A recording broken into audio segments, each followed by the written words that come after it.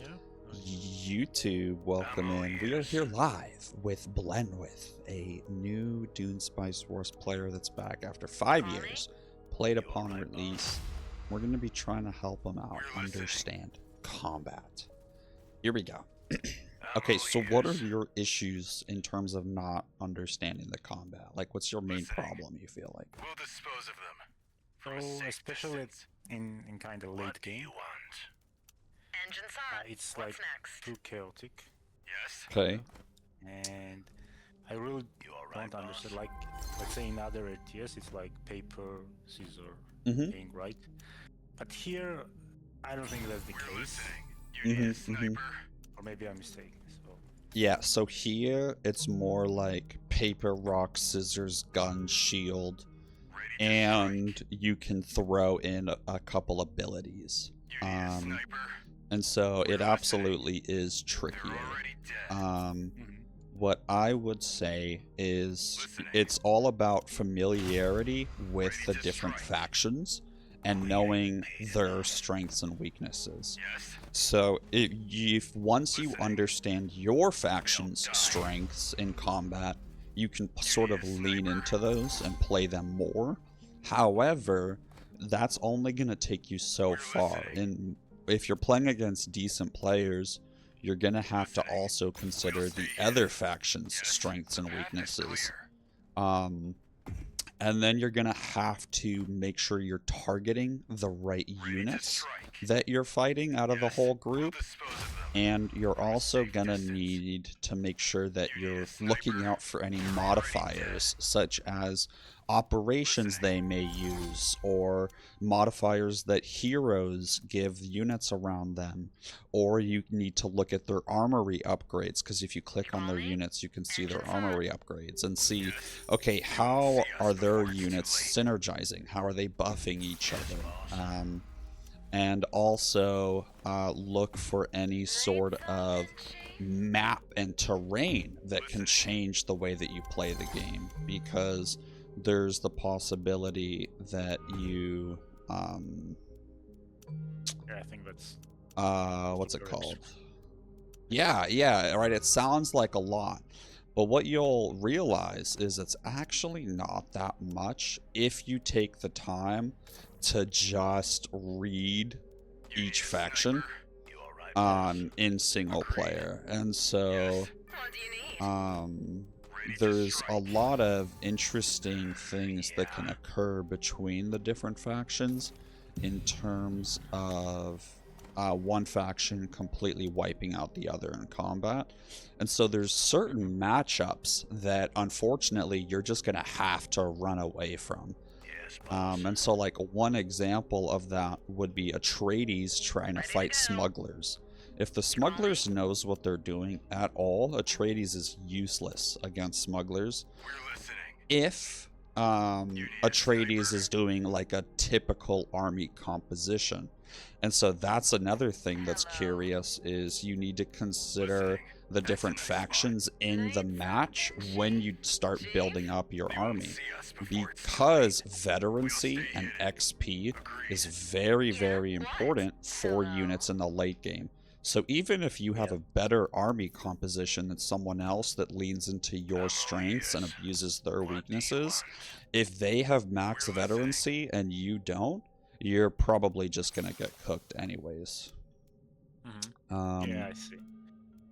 And so it is quite important to keep your units alive. And how you do that is, I'm sure you're familiar with the term micro, where you manage units on an individual level, not just your army as a whole. Yeah. Like at the start, I make sure to kind of control each unit if they're low, you know. Okay, let's go then. Getting back on friendly territory to heal up, and that kind of things for sure. But yeah, like late fights, it's been a struggle for me. Yes, and and yeah, because of, as you said, so because of like inexperience and not knowing each faction like in details. I know, for example, that for smugglers, I need to somehow target snipers, whatever it takes. Not always, not always. And so there's a lot of, I would say, basic traditional units you should target, absolutely. But with smugglers, it varies heavily on what faction you are, because smugglers are so powerful in single unit elimination.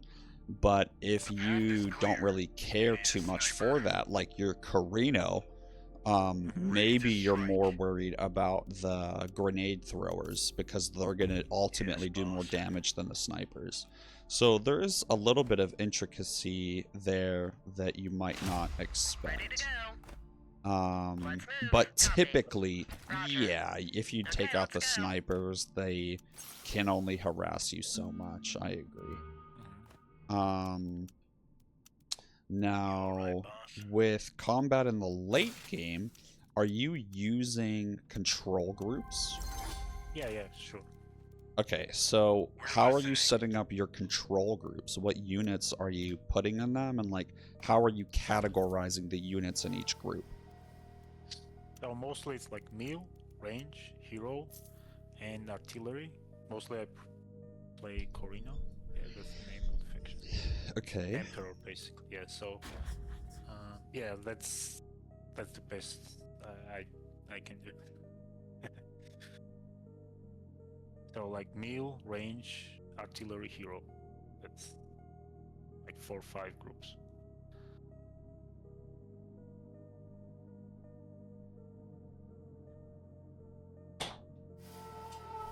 Sorry, I walked away to get water. Yeah, I reckon. Yeah. So with that, I would say if you're having trouble with the late game control, it's because you are overextending yourself. And so I would go down to just 2 control groups. That's typically what I do, unless I'm really trying to try. And what you'll typically do is just 2, melee and ranged. And you'll attach your hero dependent upon which group the hero will be better with. And so if your hero's gonna be really strong with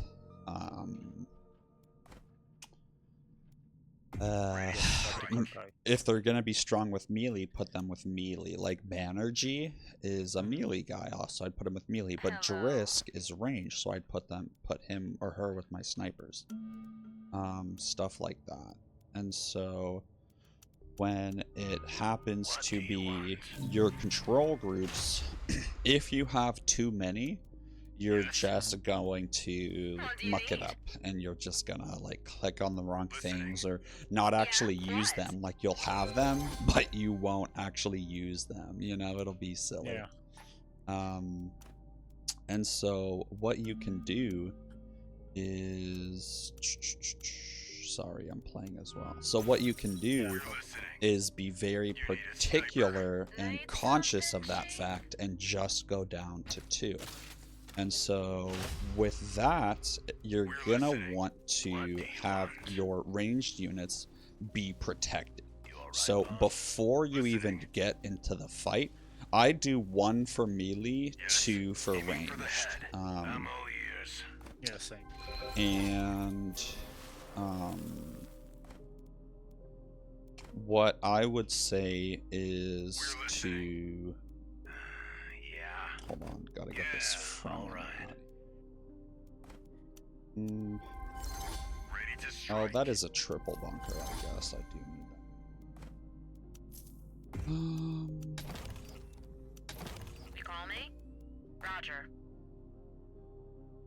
And so with combat, you're going to want to keep your ranged or more like critical units in the back or wherever they will be the safest from being murdered. And so for me, that's my snipers. But if you're Vernius, it could be your fight engineers that heal your units, stuff like that. And if you're Atreides, it'll be your support drones that catch units after they're dead. And it's critical that you have those units split up amongst your control groups or in their own control group if they're really that important. So like if you're Vernius, you will probably have 3 control groups, and that's just kind of the price you pay for playing Vernius, because those fight engineers are so important. But other factions, for the most part, you can get away with just having 2. Okay, I'll give it a try. Yeah. Just 2. Yeah, Maybe and I was, then like over engineering, not over engineering, but yeah, overcomplicating. Yeah. And so with your Ready to strike. Listening. with Need your something, Chief? late game, you need to have your ship, and you need to have 65 command points, and you need to try to keep your units alive in the mid game so that they have max veterancy in the late game.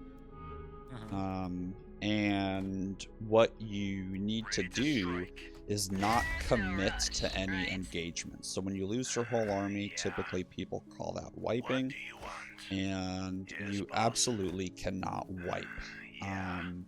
And so you need to be mindful of that and either have operations or units or some sort of plan to disengage from any engagement that you could potentially lose, because losing your army is so miserable.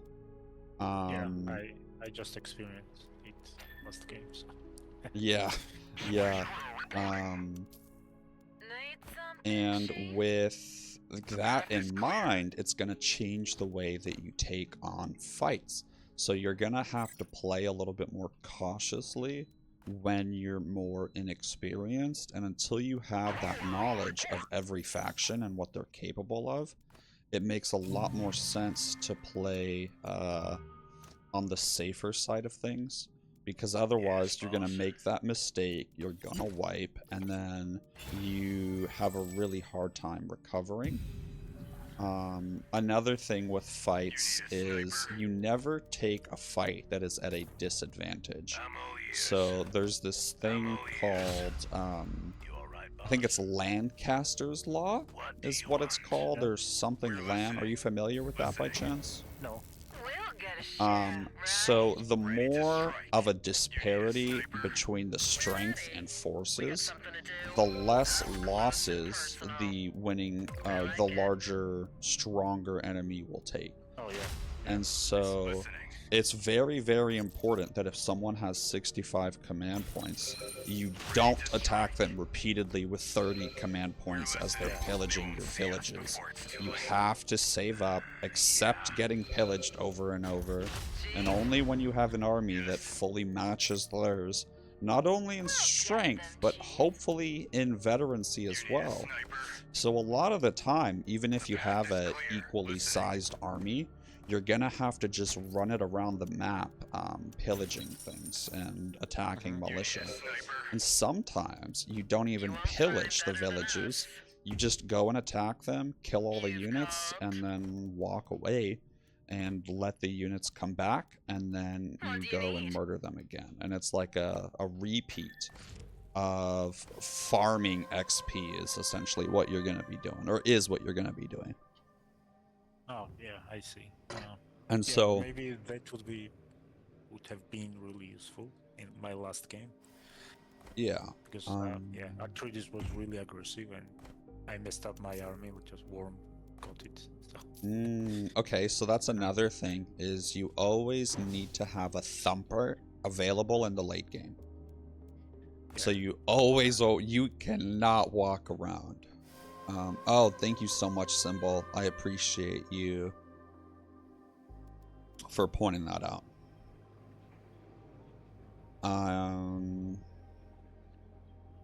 Appreciate it, baby. Other things would be... Yeah, why not? Damn it.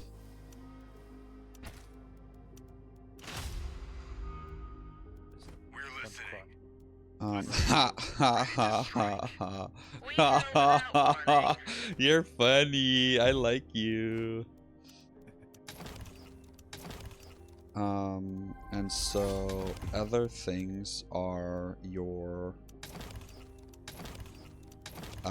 armory upgrades. So it's very important that you pick the right ones for the gameplay that you're gonna be utilizing when you fight people. And so you're going to change the armory upgrades and the units you build. You have to be constantly adapting your gameplay to the current situation. Yes, almost every match. Or honestly, no, not every match. Almost every, I'd say 2/3 of the match. It all depends on what units they're building. So typically, I have a build that I'll start that is entirely based on general. So you just kind of do a general one. And then as you scout the map, you see what units they're building and build yours further on accordingly. So for example, right now, you should have ornithopters flying around the map. And as you see more or less of my army, you will either fight me or run away from me. So in this instance, if your army isn't as strong as mine, yeah, you just need to run. Right? Yeah, by the way, I assume it's really hard to fight smugglers early on. It is, but if I have the wrong army composition, you very easily can. Because my snipers do high single target damage, and if you get the armory upgrade where they split health, then it's hard for me to kill them, and you can run up and murder me with. But that takes a level of micro where you have to shuffle your low health and max health units around to make sure that you're fully utilizing that armory upgrade. You alright, boss? That's something I'll need to paint, kind of. Yeah, but all of these are things that, I was terrible at when I first started the game. So don't think any of it reflects on you as a person or anything. It all reflects on just your current ability, not everyone's perfect at stuff right away. Yeah, absolutely. I'm a really slow learner with strategies. So. Yeah, and that's perfectly... okay. So does this have the siege? Okay, this has the siege. I'm all ears. Now, with the late game combat, you have to have your ship.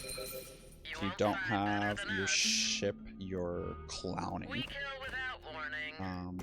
Because each faction's ship gives them so much versatility and power depending upon the ship. So for Carino, your ship allows your army to play so much more aggressively because you can just fly back home whenever you want. Ready to strike. And that is crucial for Carino. Now with... You need a sniper? Hold on, sorry, I'm getting You alright, boss? Yes, boss. We're listening. You alright, boss?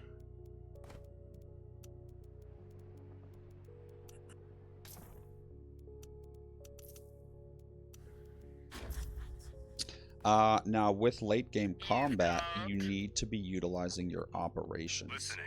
So I don't know if you... What do you need? That's a nice spot. What operations do you typically go for? Or what operations do you try to have on hand, typically?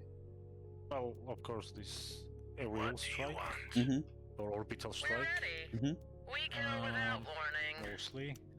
And for the money-making We'll game stay victim, hidden. it's pretty good. Even if I lose, I all can do ears. the mercenaries maybe or something. What Other than that, the third option is most like open. Maybe a supply drop or something. Yeah, so Whatever I need.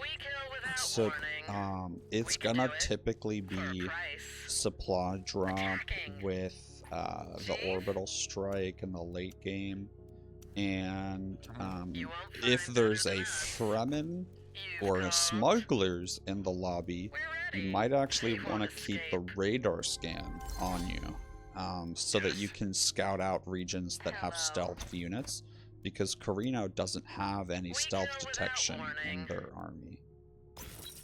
Yeah. And so it's a really nice way for you to try to use your ranged units to catch the Fremen before he gets up to melee range. But that's only possible if you see them, which is where the radar scan comes into play. Another thing is going to be the terrain. So if you can look out for where the rocks are, you can pay attention to the paths that enemies are going to have to take to either to get to you or to run away from you. And you can use that to your advantage with how you cast your operations, whether it's a thumper to keep them trapped, or a what's it called? Waiting for them to use their supply drop to resupply their units, and then either using a thumper to make them move, or maybe you cast your orbital after they use the supply drop, and then they don't want to stay in that region, but they've already used their supply drop and they're out of supply. So now all of a sudden they're in a really bad position, because if they avoid the strike, then they're gonna die due to lack of water, or at least lose or add that pressure and stress onto them to where supply could end up becoming a factor. Yeah, so, and also, so basically the whole engagement is kiting until you have kind of upper hand. Did you say kiting? Yeah. Yes, exactly. Exactly. You never take a fair fight. Unless it's like some critical moment and there's some ulterior benefit to it, such as if you need to prove to someone that someone's a threat and they're gonna win, and you're still being targeted by someone for seemingly no reason. It's important to maybe show them that it is a big deal to you, so you are gonna attack and wipe your entire army, because then you're no longer a threat to them, and they might end up being convinced to help you attack them, because now they know that you can't end up finishing them off, so they have to come over. And so there are rare instances where you, I don't want to say want to wipe, but where you will commit to unfair fights, or even just fair fights. But typically you want to exactly kite until you have the upper hand. Now, how you do that is by making sure that you have plenty of water for your units when you enter into those larger late game. So in the late game, if you have 5k plascrete or even like 2k plascrete, you and you already have most of your villages built out, I'll typically delete my plascrete factories, even if I don't really need another building. I'll delete the plascrete and replace it with like a radar tower, which doesn't use water. Or if I never build the water grabbers, so that's like my bad habit, is I'm like, oh wait, hold on. So I typically have like 2 water and just use a bunch of supply drops. It's bad. Really? It's awful. Yeah, it's just a bad habit. It's not how you should play the game. It's just me being dumb. I lose my army to supply way too often. Okay. But with the late game, that extra water is so crucial, because you need to dance, and if you don't have the water, you can't dance, and that's where people get messed up in the late game, is they get forced into unfair fights because they don't have the water. Is like a very easy thing. So in the late game, you should have at least 20 water typically, but in a perfect world, like 25, 30 plus. And if you're a more watery faction, absolutely, fucking, You all right, boss? We're listening. even more water than that. Working order. Copy. You call me? Yes. Yes,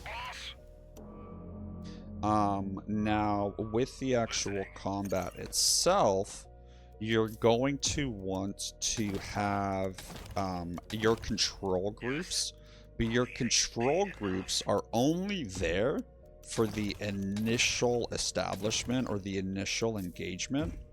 And after that, you don't really use your control groups unless you're moving your army or retreating. Typically, you end up zooming in and clicking on individual units during the fight. And you only use your control groups for the larger, more critical plays.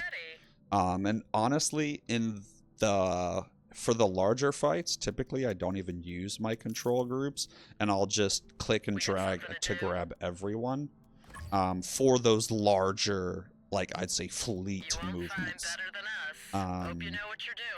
But for the initial establishment, you want to move your ranged units to the back, move your melee units to the front, and then if they're, so like let's say you're playing Carino, right? So you're going to want your conscript swordsman, if you even end up building any, to be in the front, your conscript rifleman in the back, and then keep your Sardarker in between them and have them follow the swordsman, because they get all their benefits when enemies are low health. And also, they're really strong units that if I want to snipe them all and murder them all, I'm gonna have to deal with some losses to my units because your ranged units are in range of my snipers because you held the Sardaukar back a little bit initially. Hopefully that clicks. Okay. So you're saying to control each individual kind of soldier during the fight, right? And focus on like low health or so play on their strengths. Right? yes, but no. It's more so about individual management of units, is more so to activate any abilities that they have. So that's one factor. But outside of activating your individual units' abilities, typically, for me, I can only accomplish so much with my micro. So what I will do is rely on I do a rotation of low health units, because remember, veterancy is so important. So rather than trying to maximize the amount of damage that I do, I try to maximize the number of units I keep alive.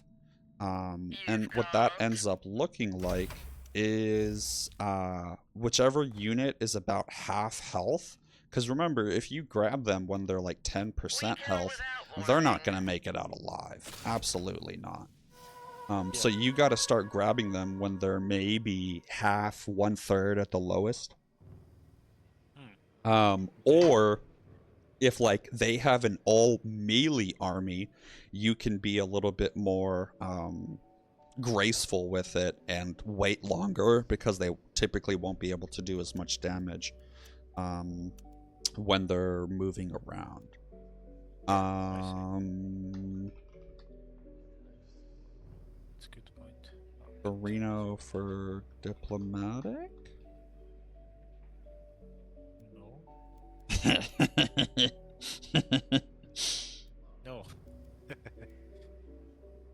confident no, but no. And yeah, no more chome for you. And so another thing to consider is your Yes? We're ready. We got something to do. wait, what was I talking about before the council?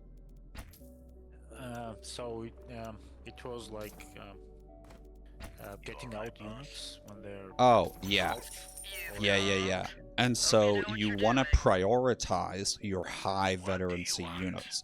So if there's a free company that's max level, that's low health, What do you need? they are gonna really want to kill that unit because we all know that it's a great unit, especially since it's max veterancy. So think about the abilities of free company. They have that dash ability and they have the stealth from combat. So maybe I have the stealth ability and I have the dash, so I'm able to wait until my free company is very low health, more so than usual. And if they have a melee army, I can outrun any melee army once the dash is activated. So I know that I can play a little nasty with how risky I am with my free company. And the thing is you have to account for what the enemy's gonna want to do. So most likely they are going to want to kill that unit really badly. So they're gonna chase after it. So what you can do is account for them getting into that chase and try to pull their units away from your ranged units. So whenever you're moving a unit out of combat, not necessarily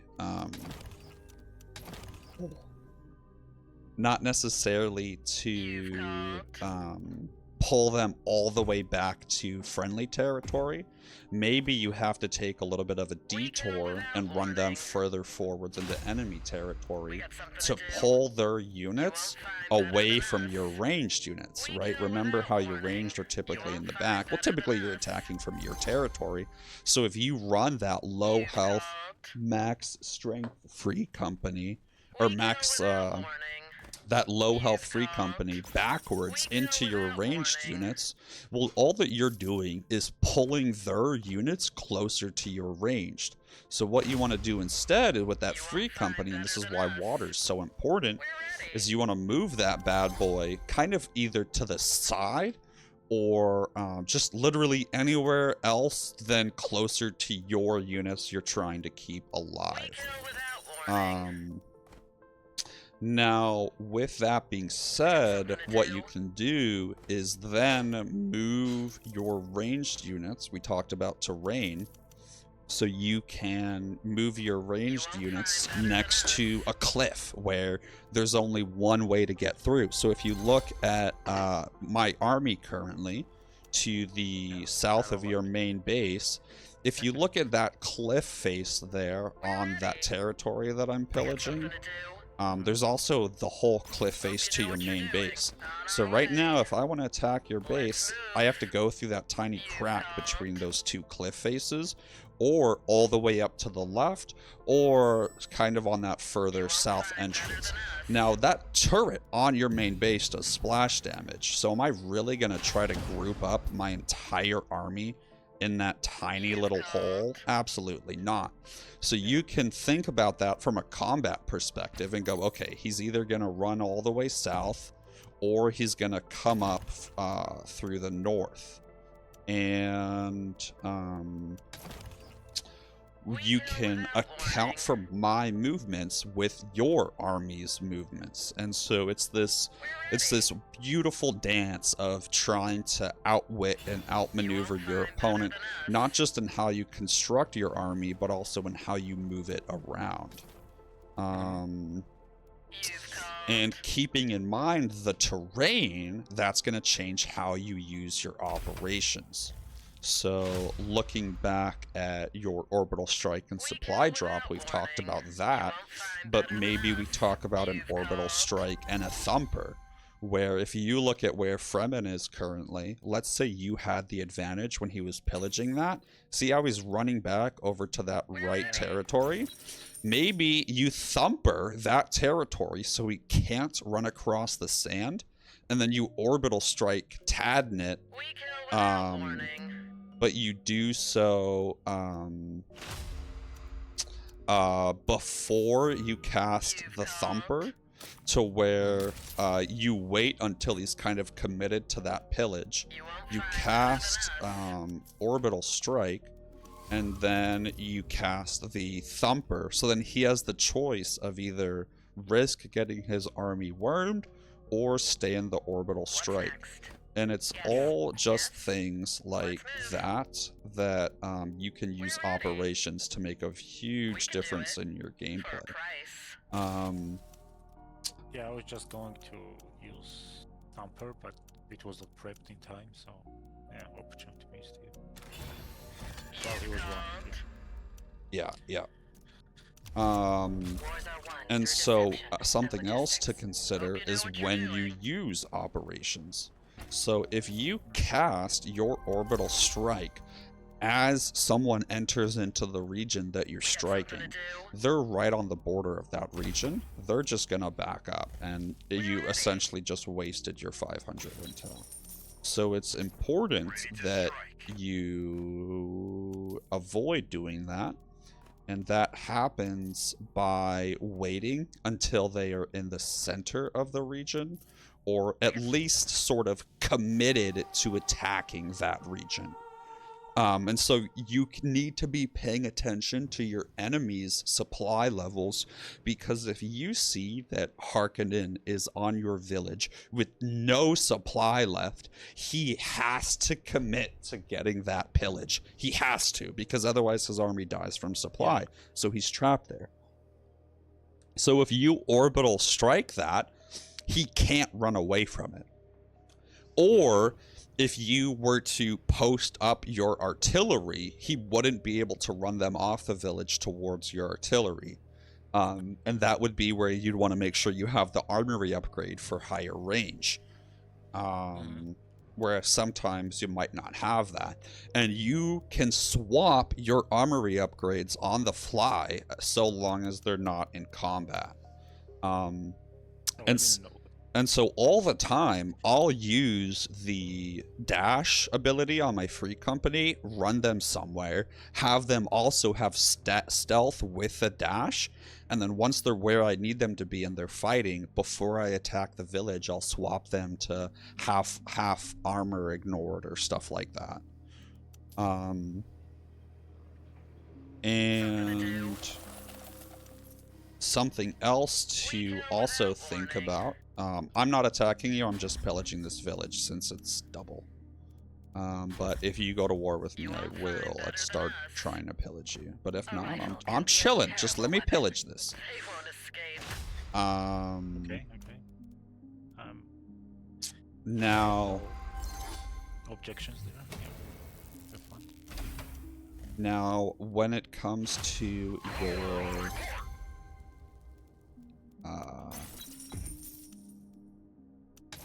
motherfucking, what's it called?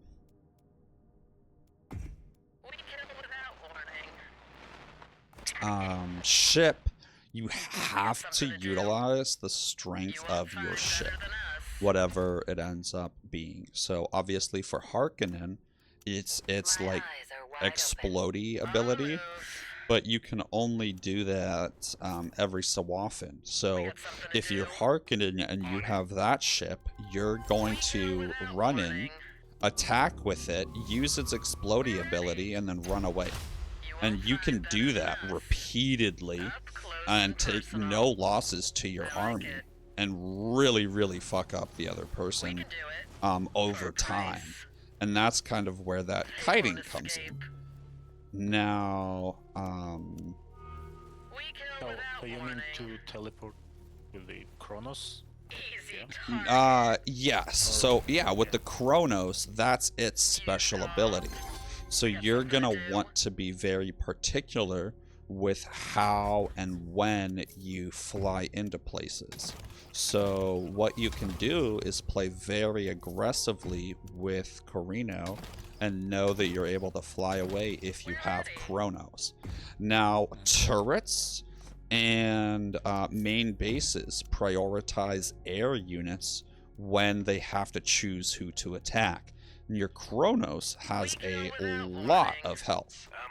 So you can fly in your Chronos slightly ahead of your army to make sure the turret targets him. Because remember, the turrets do splash damage, so they will mess up your army if you let them soak up that damage. So you use the Chronos as this meat shield that you can repeatedly heal. And also remember that the Chronos heals using Solari, not money. So if you have a strong economy but low manpower, you can repeatedly use your ship as a meat shield at no cost to your manpower, which normally to engage militarily, you have to do that. Good point. We got something to do. Thanks. Yeah. Now, another thing to think about You call me? is your what's it called?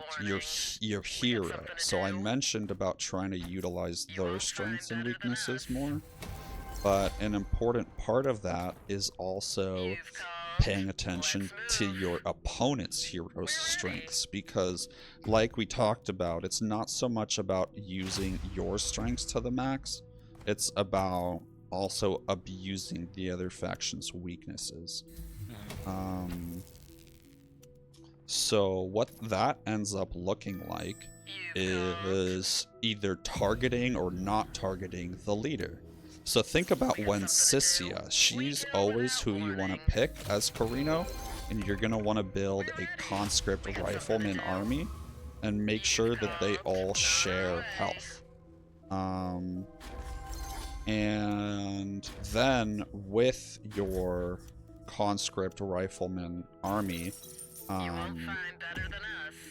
she does this thing where if you use her ability, she heals your units 50% of their health. Are all like riflemen, I think, or I don't know exactly what it is, but yeah, it heals them half. And they all share health. So you can have this massive damage pool where you take, let's just pretend like, I don't know, 2,000 damage, we'll just make up a number. And your total health for your army is 5,000. Well, you use no manpower, no Solari, all you're doing is popping her active ability, and you just healed an incredible amount. Because you're not just healing 1 or 2 units, you're healing every single unit in your army, as long as they've taken some amount of damage. Or maybe it's just riflemen, I forget. Or like the conscripts, I mean. And then flamethrowers are not for combat. Flamethrowers are only for killing bases. So never build them unless you are... Yeah, never build them unless you're trying to kill a base. Yeah, that's too far away. I mean to try that. Yeah. Now, you also have to think about positioning before the fight. So take a look at this Fremen here and look at his army composition and tell me what your thoughts are. Yeah, I'll need to Easy target. top tier there. So when you look at the Fremen army in Zaram, you can see... Okay. You can click on their units to see what they have, or just if you know it well enough, you can look at the symbols. So when you see that army, does anything come to mind in how to counter it or what to watch out for? So it says like 10 damage per enemy unit by attack, minus 10% per enemy unit at close range. So optimal to stay away as far as possible. Yes, and then remember, Fremen can worm as well. Yeah. And so your units might feel safe, but in reality, you're just going to get wormed on. And so that's another thing to look out for with Fremen is the terrain. Remember, they can't worm on certain regions. So if you're fighting and all your units are on Imperial Basin, they can't worm at least on top of you. They can worm to a border. So maybe you keep your units more centralized, or you keep them on the edge of the territory that's further away from Fremen territory. So hopefully you see more of that worm coming if they don't have the stealthed worms. Things like that. You won't find better than us. Another thing to think about is when your army is just standing somewhere, what are you going to do with it to prepare for the fight? So you can see that those Fadakin are doing damage based on the number of enemies that they hit. And so you want to try to minimize the number of enemies that those Fadakin are hitting. And so how do you do that? Well, it's by slightly splitting up your army during the engagement or beforehand. Oh god, whoops. Oh no. Oh, Drisk is toast. Oh, thank god. And so when you're standing on top of a village pillaging it, rather than just leaving your units standing there, organize them inside of that circle while you're pillaging to where your melee units are all on the edge of the circle and maybe your ranged units are in the middle.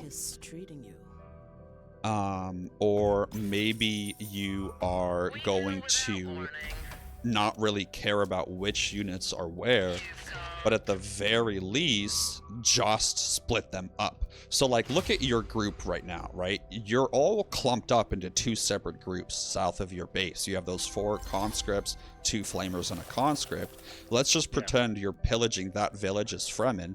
You would click on the southernmost rifleman, move him to the bottom of the circle, move the rightmost rifleman farther to the right of the circle, and essentially create small little pockets of individual units to make sure that those Fadakin aren't getting like a 60% damage boost because they're hitting 6 units with each hit. We kill without warning. Yeah, the biggest issue I think is me complaining is not knowing game good enough. I mean, all these details, you know. Have you seen my latest report? Important in every game, especially RTS. And so, going back to more general strategies that don't rely upon in-game knowledge, a great strategy to employ is cycling your units to make them stay alive. So we already talked about running a unit away if need be, but another aspect to that is doing it consistently and for the right units. So certain units, let's say you're Atreides, that goes back to unit knowledge. In general, it's a great idea to look at low health units and start running them to the back of your army, or running them into your traps. So if, let's say, you've casted a worm and both of you are fighting on top of a village and neither of you can leave the circle because you'll get wormed if you do, well, maybe what you can do is rep melee unit that has 3 dudes attacking him. Maybe you run that guy out into the wormland because he's already, 3/4 of the way dead. He's probably going to end up dying if he stays in that fight.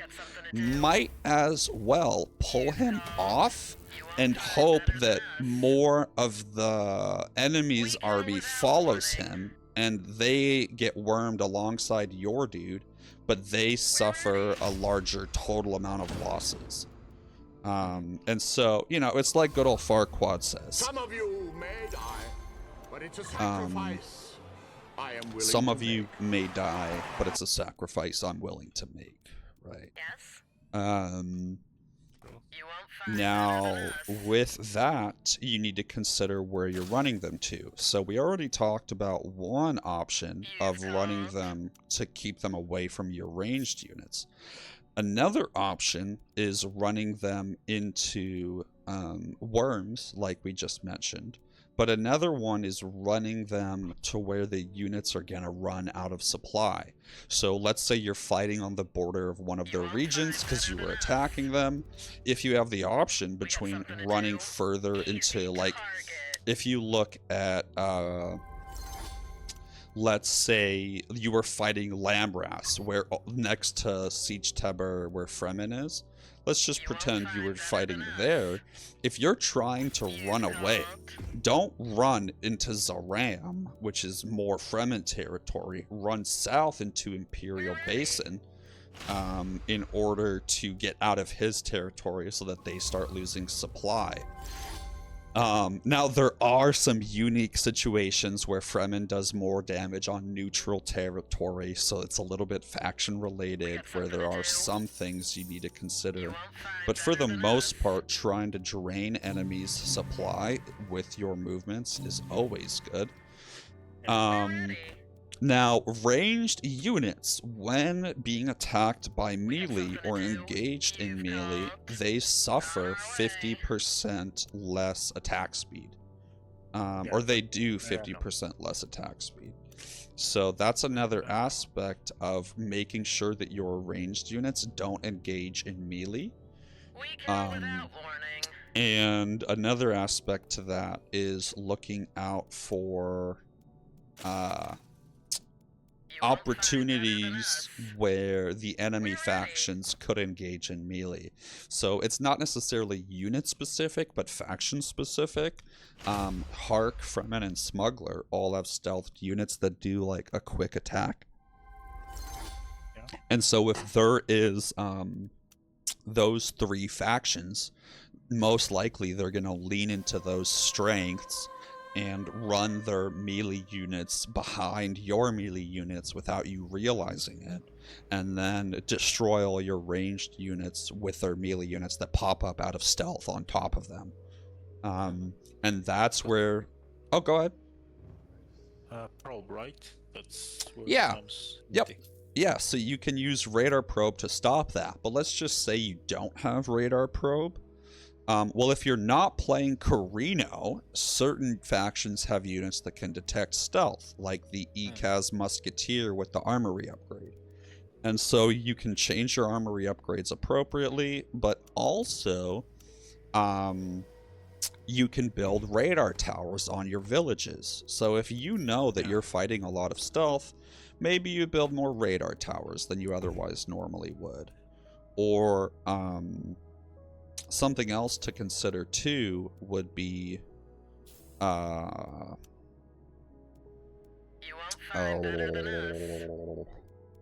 I got it, motherfuckers, dude. Take the bounty. What is that?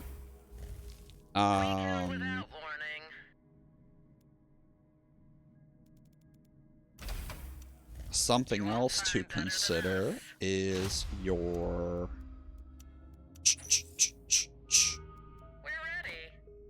Sorry, distracted playing the game. One moment. Yeah, I'll go. Happens. Are you recording this, by the way? Yeah, I'll upload it to YouTube. Nice. You know, because there are lots of guides about what to do to hit 10k hedge or whatever. But there's not much about like combat itself, battles, and kind of how to prep for each faction, let's say, or what to look at, pay attention to. So yeah, absolutely. A lot of people will be grateful for the award. Especially lately, I heard that the game has a lot of new players. Yeah, and I'm also working on making a website that makes it more accessible for new players to learn about the game. unfortunately, me and the web developer are getting distracted with other things, so it's way further behind than I ever thought it was going to be. But whatever. So other things are, I'll definitely post in my Discord and stuff when it's eventually like actually done. So another thing would be, depending upon your economic strengths, you might change what buildings you have. So if you are fighting very, very heavy military factions like Fremen or smugglers, you absolutely need that triple red bonus that you can get from building 3 red main base buildings in a line. You won't find better than us. So with that being said, you may end up changing your operations depending upon what units, or sorry, what your economic strengths are. So if you look at your water, if you have 36 water like I do now, you're not gonna keep supply drop on you. Instead, you're gonna use it for a different operation that is most likely gonna be more beneficial to you during your engagements than a supply drop when you're almost never gonna need it because you have 36 water. Yeah. And with that being said, it's important to pick the right operation depending upon the enemy factions. And so with me, I really like Calm Jam because there's an Atreides in here and he can use his little force peace ability or whatever it's called to stop fighting in a region.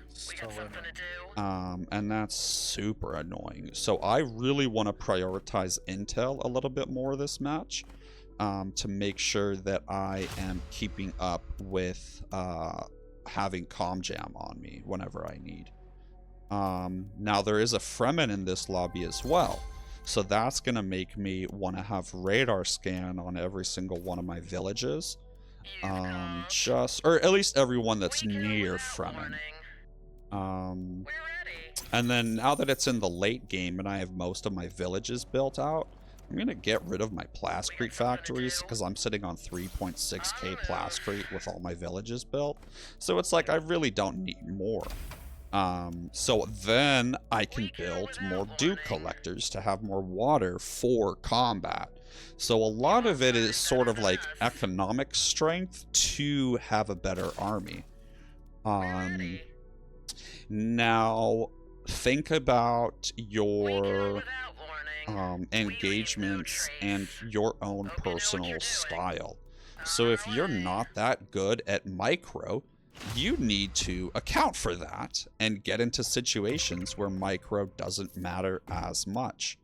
And you can do that by only taking fights when you have an overwhelming advantage, and that Lancaster's Law can play in a little bit more. Or you could... Damn, you're cooking 40? Oh my god, Fremen's cooking 40? Fuck you guys, dude. It was all the plan, man. Just to distract you. Don't worry, I'll start my own cook. Fuck you guys. Now with... You need to do something about that.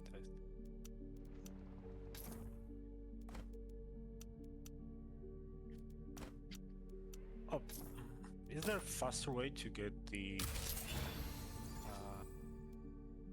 in a good terms? You won't find better than us. Siege?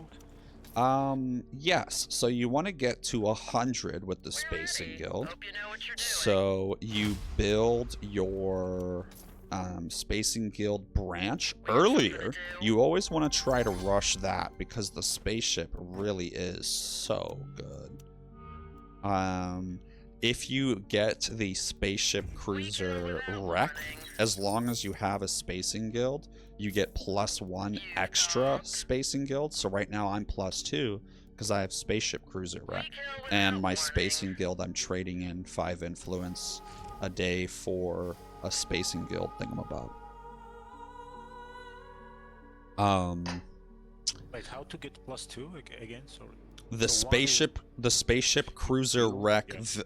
village. So if you look, the special regions give you bonuses. Oh, yeah. I see. Yeah, the one with the wrecked spaceship. Yeah. Yeah, and so another thing is renegade bases. So if you look at the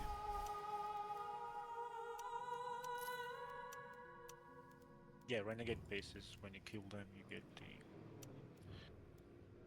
yeah. So that's one way that you can get up to 100 faster. And what you can do is kill them all, run away. Don't pillage it. Go back, kill them all. Yeah, And just farm. yep. And then only when the 30 that you get from pillaging it will put you over what you need do you actually pillage it. But those renegade bases, if you get one that is conveniently lined up with your stuff, like let's say it's close enough to a village where your turrets will actually reach it and help you repeatedly murder it, that's one that you pretty much never want to pillage. You're just gonna endlessly farm it, because it's also for XP, not just for those renegades. Now, another aspect to all of this is your... Sure. I forget. So, when we're talking about the XP, right? So more troops I have, the less XP each one gets, or it doesn't matter? No, so they all get the same amount of XP as long as they helped fight. Okay, nice. Yeah.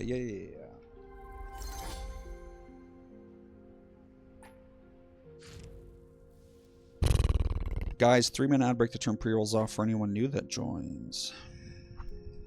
Burb, water, please.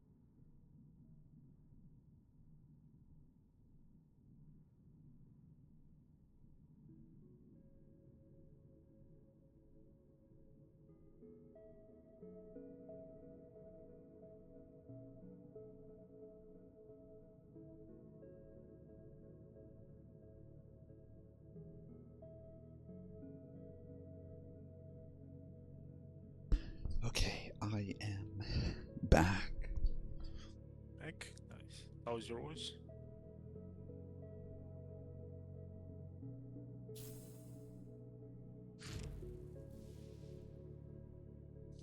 So plus up just to make sure that we're all here. That's like courtesy.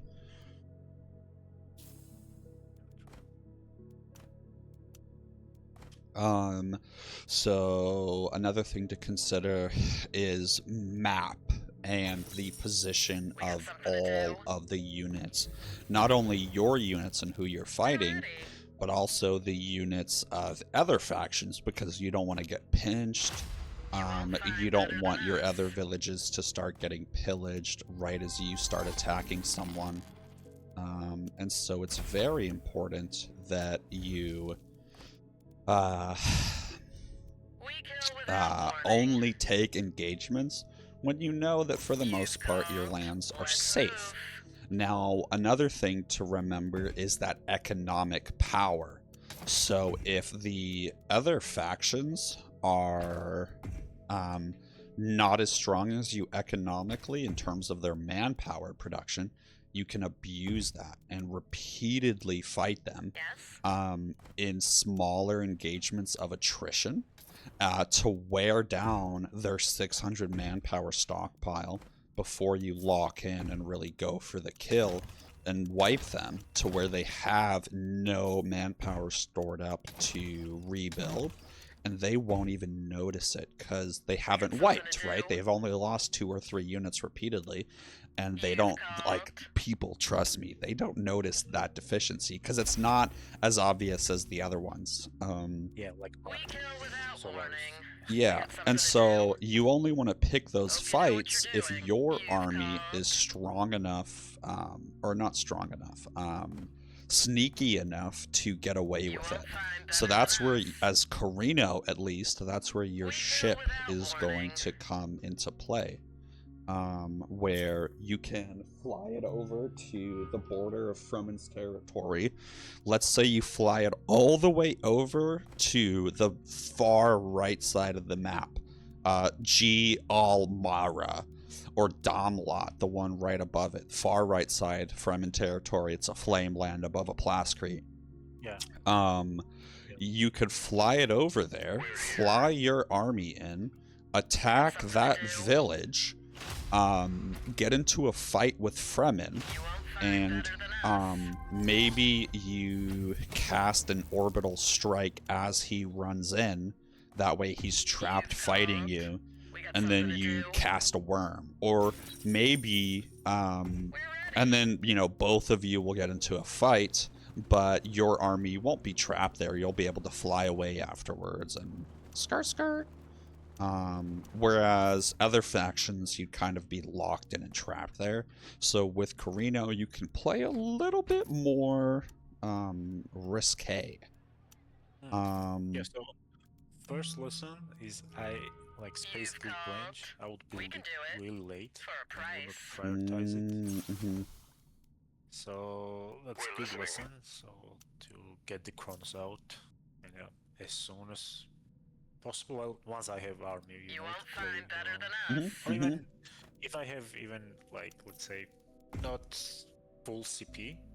Yes, now you're getting it. And still ours, right? So, exactly. Now you're getting it. A different approach. Yo, Toast, welcome in. Good to see you. Something else too is your we got something to do. We kill without warning. Bonuses that can be affecting enemy armies. So you need to pay attention to the Lance Red Council and see, okay, this person just got minus 20% military power. Or maybe this person just got 5 Lance Rad Punishers.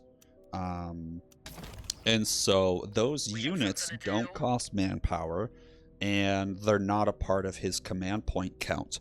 So he can use them as these large meat shields that can just soak up damage And if he ends up losing them, it doesn't matter at all. Unless, like, he needs them for a base kill in certain situations. But that's more rare than not.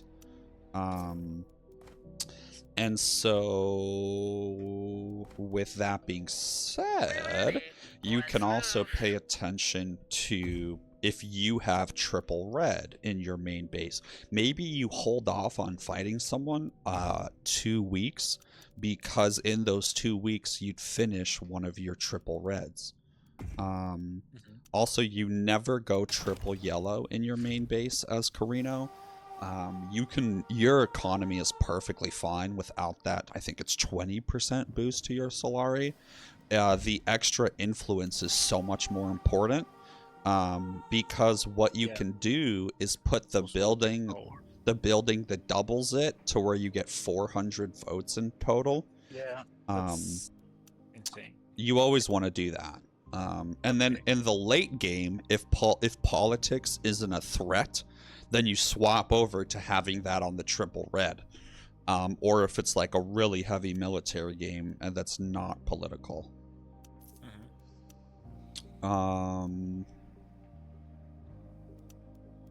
Other things would be...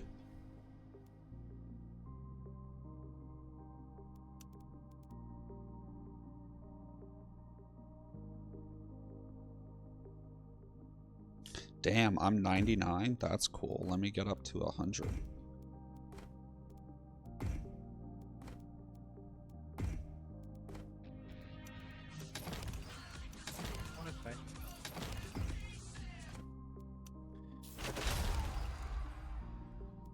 You've called up close and personal. And so, with these Landshred guards that we all just got, don't even bother targeting them during fights, because they're not command points, they're not manpower. And guards are good for defense because they have so much health in your own land, but they're not that good for damage. So what you want to do when fighting other armies is prioritize factions that will or units that do the most damage. And so it's all about, do you know what DPS is? Damage per second. So it's all about maximizing your DPS and lowering their DPS as fast as possible. Yo, happy Pride Month as well. Yeah, I completely didn't even think about that. And me and some people are gonna be going this weekend, most likely, to a little Pride thing. Now, with your DPS, you're also gonna want to change it, or your army composition,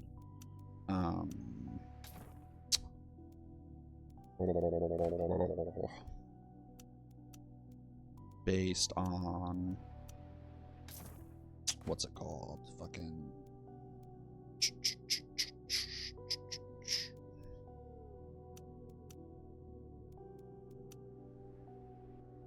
Hold on, I'm locked in. Yes? Do you want something?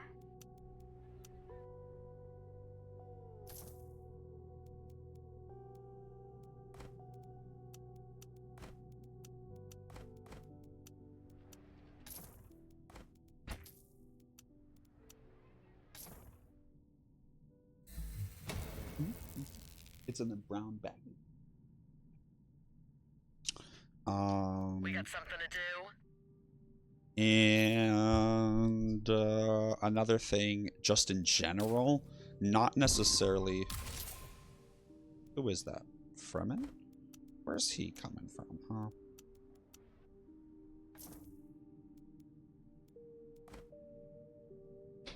You won't find better than us. We kill without warning. Is how your units move around needs to minimize their supply loss until or not until anything, but just in general. So if you have the option of running through your own lands, absolutely take it rather than someone else's. And then assassins are stealthed, and even you can have them as some fun little stealth units. And what's neat is they can't start a pillage on a village, but they can maintain it. So if you keep an assassin in your army, and just have it always stay and lag a little bit behind your army can go and pillage something. And rather than having to keep your units split and like leave some behind, remember that whole Lancaster law conversation. So that's really gonna lower their overall strength if you keep leaving units behind for pillages. So it is always fabulous to Have few assassins or have an assassin that can stay behind for your doodad. okay. I had no idea you could do it. We're ready. Yeah, and then also the assassin will be stealth, which will be great. Now, another thing is you want your militia to be the ones taking the brunt of the attacks, because your militia don't get veterancy. So it is always really nice when you either fly in to assist your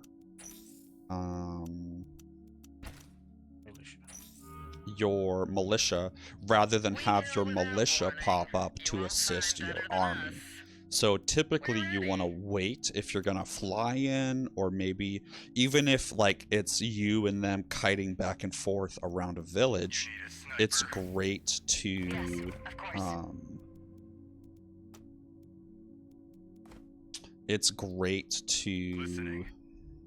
won't find better than us. We kill without warning. what was I gonna say? Oh, it's great to keep your army behind the village, not in front of it. That way they have to engage the militia. And then you're gonna want to place your turrets as typically, unless you're putting your turrets closer together so that they can sort of overlap and cover each other. Yeah. Visual. We got something to do. Okay, so here comes Fremen. I'm not going to fly my units in on top of his units. I'm going to fly them in at a range. And I'm going to target his ship here because he's running away. And if you look, he's losing supply this whole time. He hasn't casted supply drop. Yeah. So I don't even need to fight him.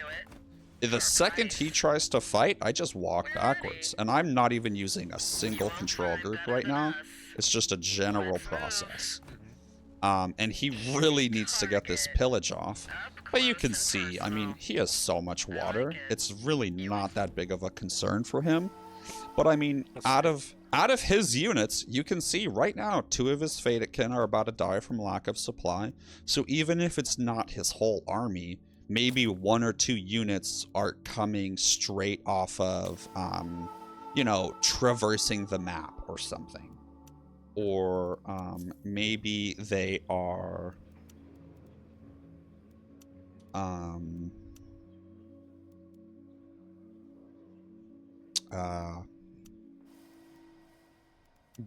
blah, blah, blah, blah, blah.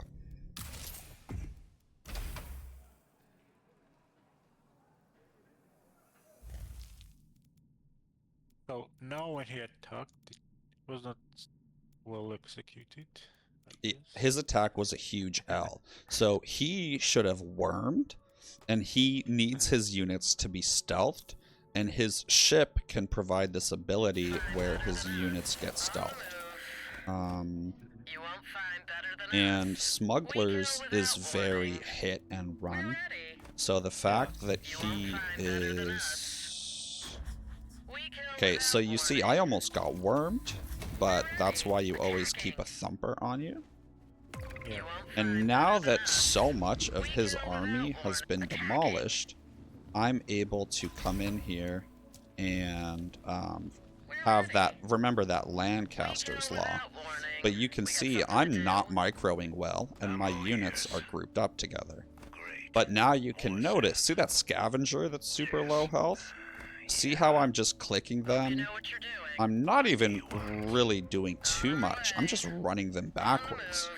And you can see how his units are following the low health units because he wants to kill them. Well, that's exactly why this is such a powerful technique.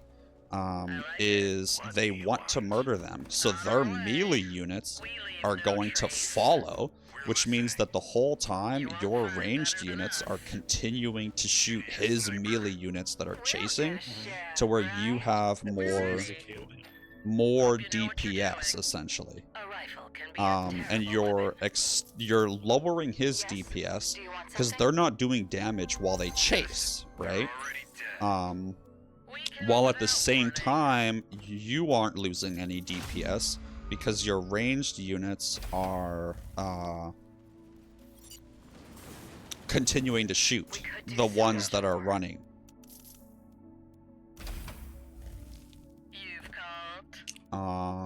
And now I only lost 10 command points, but I guarantee you Fremen lost like at least 40. And I would have lost, if you look at those units that I ran back, I would have lost another 15, like half. Yeah, that's a lot of units that I was able to save, not even by doing anything too complicated, but just clicking on units that have a low health bar and moving them back. Okay, I'll try that. Okay, let's go. I don't know why. Well, I've played like Age of Empires and other RTS games as well. And usually I do that, you know, like a black clicker oval thing, and then it's a bottle opener on it. We got something to do.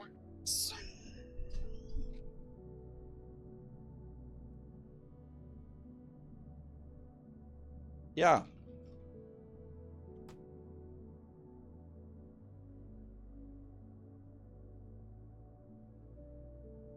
We kill without warning. We're ready. You've called. You won't find better than us.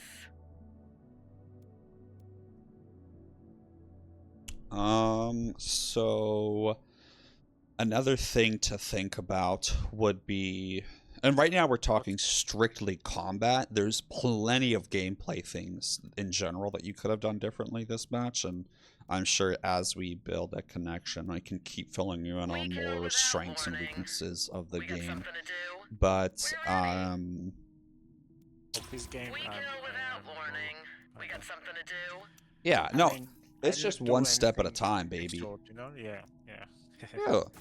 There are so many games that I have played where I have said to myself, I am not trying to win this game. I am trying to work on this strategy, or I'm trying to improve my micro, or I'm trying to improve my macro and village focus, so I'm less focused on combat, so I play much more passively, even if technically in that moment the meta would be to play aggressively or something like that, right? Yeah. Other things to think about for combat is going to be faction strengths, as always. But another thing that I do is I'll have ornithopters follow my army around, because I build a lot of ornithopters. So I end up having extra ones in the late game, for the most part. And so I will have them follow my army around, because they don't do anything, but they do make my army look a little scarier and bigger from if you're all the way zoomed out, right? Yeah. And so just a small little bit of extra intimidation will make people run from fights more often or earlier than they otherwise would, because they panic a little bit. And those 5 extra circles, even though they're just ornithopters, or like 5 extra symbols, they make it look a little bit bigger, man. They can hide some losses, right? And so And yeah, when you look at the composition, it's really hard to distinguish sometimes. Like, yep. We got is something to this do. an Hope you know what ornithopter? you're doing. Yep. Or And for support unit? Yeah. and for them to try and micro, it's more We're ready. it's harder for them to click on my hero because there's an ornithopter right above it. Like, you know what I'm saying? Like, if people aren't good at the clicking, it can make it a little bit harder for them to select my certain units. Copy. So it's like a silly strategy and people laugh at me for doing it, but every little no, thing it's- helps. It's actually pretty We're smart. ready. I like it. Another thing is ornithopters get targeted by enemy turrets even if you're attacking a village. Or let me rephrase that. Enemy turrets will prioritize an ornithopter for like one shot.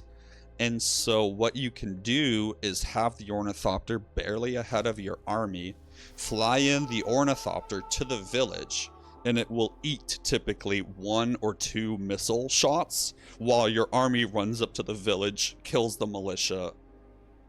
And it really, once again, isn't that much.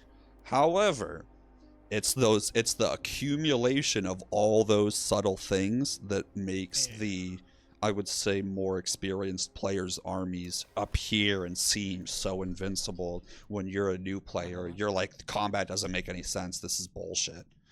Yeah, exactly. You will my feelings. No, I get like the whole combat system is these little skirmishes, and here you win. You know, Omnithopter eats a missile from the turret, and that's how you win the battle. Yeah. So.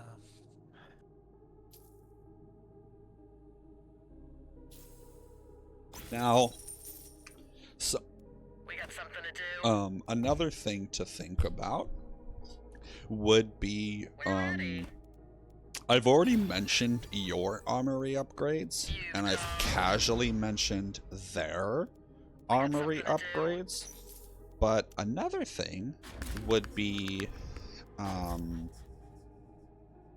hold on, sorry, combat. I'll have to talk you. No. So, I mean, yeah, just for fun, right? You have to either get wormed or get thumpered. Or, sorry, get nuked or get wormed. Yeah. Nothing really happened there, but it doesn't matter. So then you can see he just used a supply drop, or maybe you did, I don't know. I like it. You've called. And so I'm going to use my operation, which cancels his supply drop. And so it's all about countering their operations with your Hope you know own. what you're doing. You won't find better than us. So what unit are you focusing on? Up close and personal. Well, the low I ones. like it. Hope you know what you're doing. Okay, I like that. On our way. Let's So move. notice how there's worm, You won't right? find Misclick better than on us. the We're Omnithopter, ready. or what is it Let's called? move. Ornithopters few times, so We kill without warning. We yeah, leave so no trace. Yeah, watch your supply. We got something Oh, to do. nice orbital strike. I like that. So whenever you're raiding a village, what's the first building that you target? So my raids are really slow. Usually I use artillery drones. No. When you're targeting a village, what's the first building? Let's say your army runs in to attack a village. What's the first building you try to destroy? The We kill landing without thing. warning. Yes, exactly. You always go for the airfield. What's the second building you try to take out? Well, missiles, I guess. Not always, because once you have the village pillaged, the turret no longer shoots. Whereas the armory building, or what's it called? Military base. Yeah, so that's actually the second one you want to target. Typically, in my opinion. But another thing is you can use your artillery to destroy their turret completely from range, and then you push in. Or what you can do is use a tanky, large health unit to absorb the turret fire while your whole army runs elsewhere. So an example of that, let's say that my army is going to attack the village just north of me. Well, my scavenger drone has 6 armor and a lot of health, and it doesn't have veterancy. So I don't care if I lose this unit. So remember, veterancy always plays a part. So if there was a turret at 2-0 all Ross, it would be blasting me. So here, let's look at Tadnet, okay? If I were to try to run in and attack this village, let's just say, let's say I didn't have my Wraith to absorb all the turret damage. Well, a couple things. One, I'm going to go into my armory and make sure that my free company have a ranged upgrade instead so that they can better attack the militia. Then I'm going to fly in this bad boy, the scavenger drone. But I only want it to take damage from the turrets.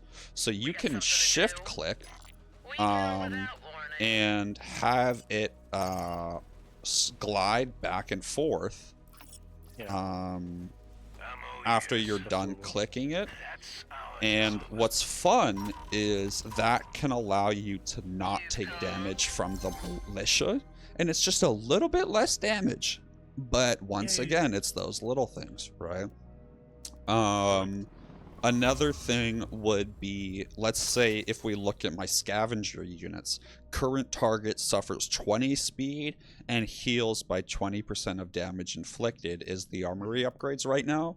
Well, if I'm attacking a village and there's no units that could potentially run away, why not swap my scavenger to +2 armor, -2 power? And then that way they're healing as they attack. And they have higher armor to absorb more damage. Because if I don't have support drones, the next tankiest unit I have is the scavenger.